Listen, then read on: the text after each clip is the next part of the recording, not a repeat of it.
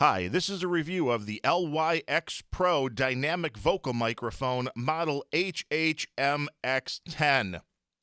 What we have here is a pretty simple dynamic microphone that does a really nice job. It's in the same category as one of the all-time favorite microphones of the music industry, which is the Shure SM58. They both have pretty much the same specs when it comes down to sensitivity, when it comes down to the frequency range of 50 hertz up to 15,000 hertz.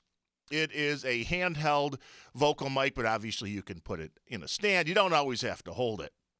Now, for me, it sounds really, really nice, and it seems like a very nice representation of my voice when using it. It doesn't seem like it's too far nasally. It doesn't feel like it's too boomy or anything like that.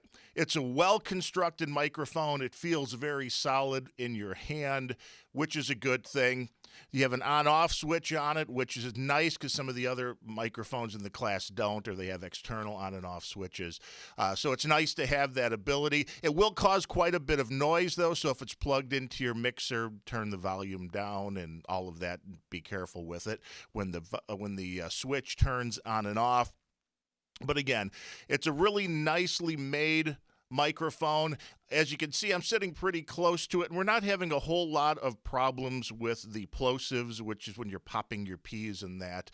And it's one, because I'm trying not to speak directly into it, but taking this thing apart, I found that there's actually a bit of foam inside of the windscreen right here, and on top of the microphone element itself, there's a little bit of foam as well. So for most people, I think you can get by without using, a windscreen, something like this, which we have on our big Handheld microphone here, which obviously you can put something like that on top of it, get a little bit extra protection for that.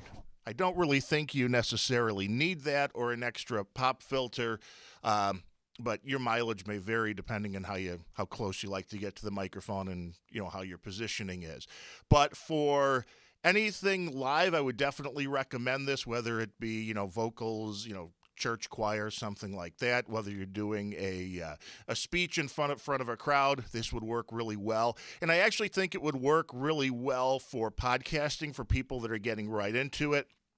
I mean, I understand everybody wants to go in and get the expensive microphones. You want to play with the gear, and you might get a little bit of a better sound out of something, like this Handheld microphone sitting here or the other Shure microphone sitting here, which are broadcast quality.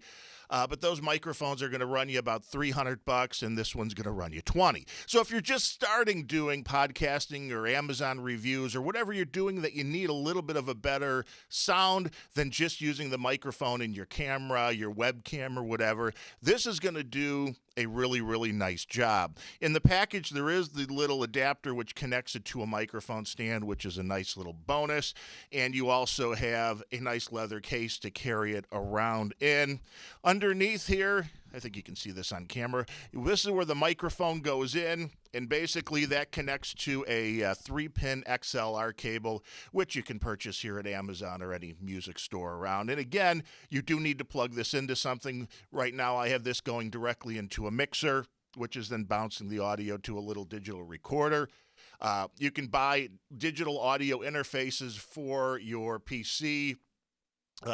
Wide variety of things you can use for that. Or if you're wanting to do just simple recording directly to your PC, you can also get an XLR to USB converter, but those are probably going to be about $100. And again, the mic's $20, so you may want to look for a USB microphone at that point. But if you have the ability, this is definitely going to do the job. If you have a mixing board or if you have an audio interface, as long as you can plug a normal microphone in, you're going to be able to use this. And the overall sound quality, I think, is very, very good. The reason I'm using it for the review is so you can hear how it sounds, because that's really the bottom line. And we're doing this review directly into the mixing board, which is why we have the headphones on here, and we're not running it through any processing at the moment.